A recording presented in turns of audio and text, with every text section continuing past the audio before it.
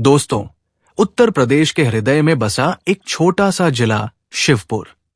यहां की धूल भरी गलियों में एक युवक रहता था, राघव।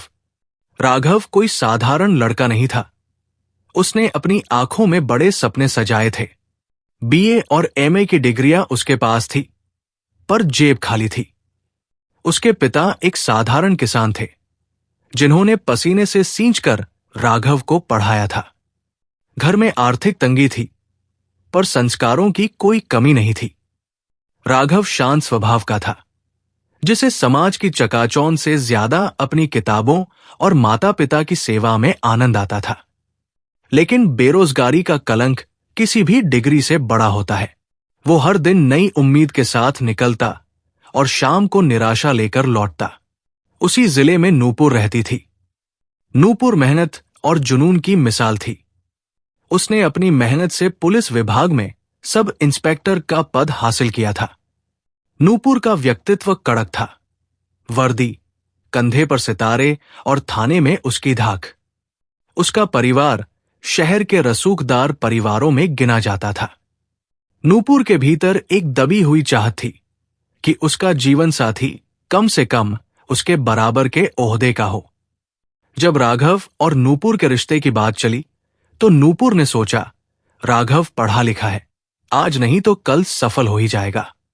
फिलहाल मैं कमा रही हूं तो घर चल जाएगा। राघव की सादगी ने उसे प्रभावित किया और दोनों का विवाह संपन्न हुआ। शुरुआती दिन किसी सपने जैसे थे। राघव एक आदर्श पति की तरह घर की पूरी जिम्मेदारी संभालता। नूपुर जब ड्यूटी से थककर आती, तो उसे गर्मागर्म खाना तैयार मिलता। राघव बाजार का सामान लाता, बिजली के बिल भरता और नूपुर की हर छोटी जरूरत का ध्यान रखता।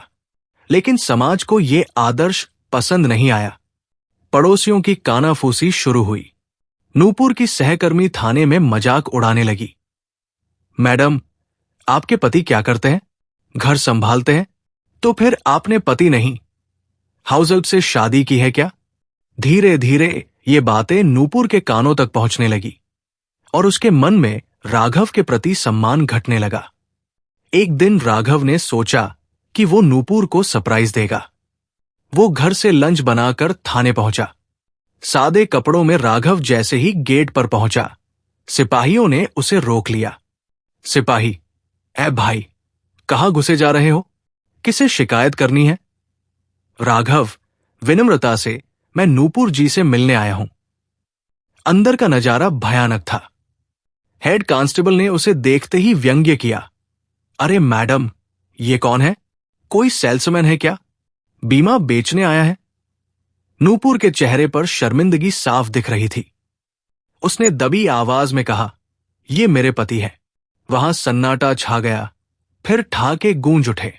अच्छा, तो ये हैं जीजाजी। सुना है बहुत पढ़ते हैं, पर नौकरी नहीं मिली। घर जमाई बनकर कैसा लग रहा है सर? नूपुर ने उन्हें डांटने के बजाय अपनी फाइलें संभालना शुरू कर दिया। उसने राघव से ठीक से बात तक नहीं की और उसे तुरंत घर जाने को कह दिया। उस दिन राघव को समझ आया कि बिना पद के इंसान की कोई पहचान नहीं होती। उस घटना के बाद घर का माहौल युद्ध क्षेत्र बन गया। नूपुर अब राघव की थकान नहीं पूछती थी, बल्कि ताने मारती थी। नूपुर, तुम्हें शर्म नहीं आती?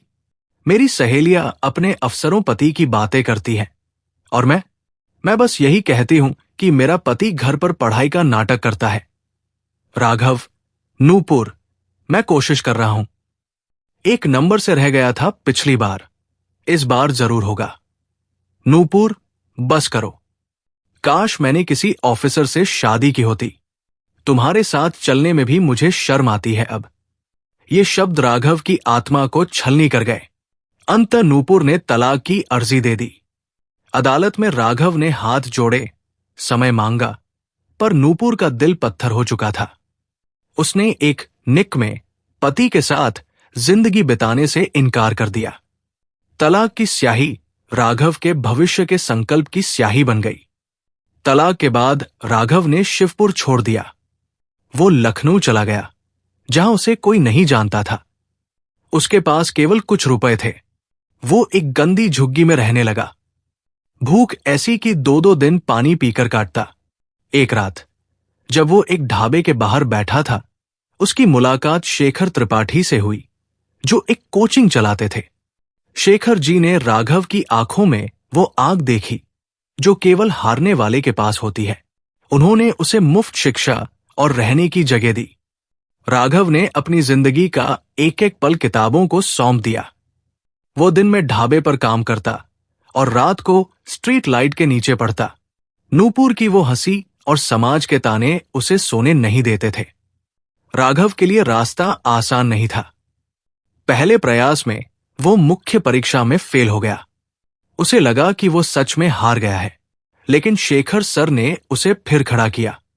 दूसरे प्रयास में वो इंटरव्यू तक पहुंचा, पर अंतिम सूची में नाम नहीं आया। वो टूट चुका था। शेखर सर, राघव, अगर आज रुक गए तो नूपुर जीत जाएगी। क्या तुम चाहते हो कि दुनिया तुम्हें हमेशा एक हारा हुआ इंसान कहे? राघव फिर से उठा। तीसरे प्रयास में उसने अपना सब कुछ झोंक दिया और परिणाम स्क्रीन पर बड़े अक्षरों में लिखा था, चयनित भारतीय पुलिस सेवा आईपीएस पीपीएस राघव सिंह। 9 साल बीत चुके थे। शिवपुर जिले में नए एसपी पुलिस अधीक्षक के आने की खबर थी। पूरे जिले में खलबली थी, क्योंकि नया ऑफिसर बहुत सख्त माना जाता था। राघव सिंह जब अपनी सरकारी गाड़ी से जिले की सीमा में दाखिल हुए तो वही गलियां थी, पर अब राघव की पहचान बदल चुकी थी। पुलिस मुख्यालय पहुंचकर जब उन्होंने फाइलों का निरीक्षण किया तो एक नाम पर उनकी नजर ठिठक गई, थाना अध्यक्ष नूपुर यादव। राघव के चेहरे पर एक गहरी मुस्कान आई। उसने मन ही मन कहा, कहानी जहां अधूरी छूटी थी वहीं से पूरी होगी। राघव ने सभी थाना अध्यक्षों की मीटिंग बुलाई। नूपुर फाइलें लेकर जैसे ही कॉन्फ्रेंस हॉल में घुसी, उसने सामने की कुर्सी पर बैठे व्यक्ति को देखा। उसके हाथ कांपने लगे। वो राघव था, पर अब वो सीधा सादा लड़का नहीं, बल्कि कंधे पर अशोक स्तंभ और सितारों के साथ दहाड़ता हुआ एक एसपी था। नूपुर के पास शब्द नहीं थे। राघव ने बिल्कुल पेशेवर अंदाज में कहा, बैठिए इंस्पेक्टर नूपुर, आपके क्षेत्र में अपराध बढ़ रहे हैं, हमें रिपोर्ट चाहिए। नूपुर को अपनी आवाज ढूंढने में मुश्किल हो रही थी। वो राघव कहना चाहती थी, पर मुंह से केवल सर निकला। मीटिंग के बाद राघव ने नूपुर को अपने केबिन में रोका। कमरे में सन्नाटा था। नूपुर रो पड़ी।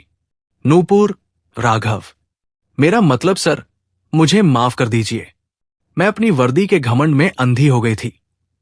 राघव खिड़की की ओर देखते हुए, नूपुर जी, आपने उस दिन कहा था कि ऑफिसर से शादी करती तो अच्छा होता। आज मैं ऑफिसर हूं, पर आपने मेरा साथ नहीं छोड़ा होता तो शायद मैं आज भी घर संभाल रहा होता। आपके तानों ने ही मुझे यहां तक पहुंचाया है।